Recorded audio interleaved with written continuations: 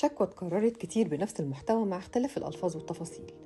أمي أو أبويا توفاهم الله وما قدرتش أعيط ساعتها، حاسس بالذنب ناحيتهم وإني قصرت معاهم. طيب تحب نشتغل على الموضوع ده؟ بتكون الإجابة غالبا لأ. أنا بحاول ما أفكرش في الموضوع ده خالص وأخاف أفتح وأتنكد.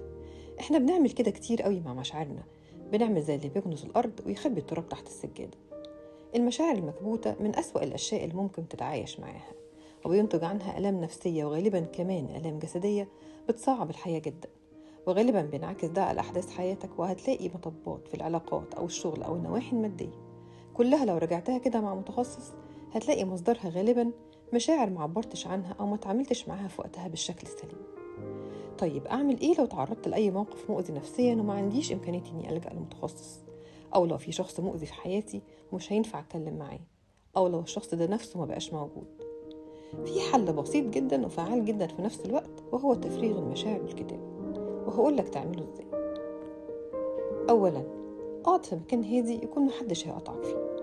ثانيا، حط نية واضحة للكتابة. الكتابة هنا بنية تفريغ المشاعر، مش بترصد أحداث، مش محتاج منطق أو ترتيب، محدش هيقرأ كلام ده تاني ولا حتى أنت.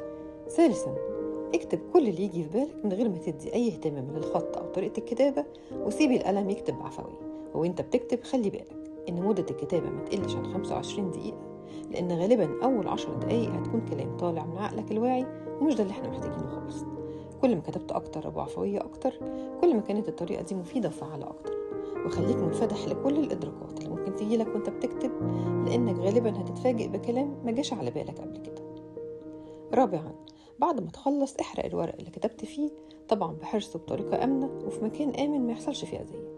وراقب كده مشاعرك وإدراكاتك الجديدة، ولاحظ التغيير اللي هيحصل في حياتك.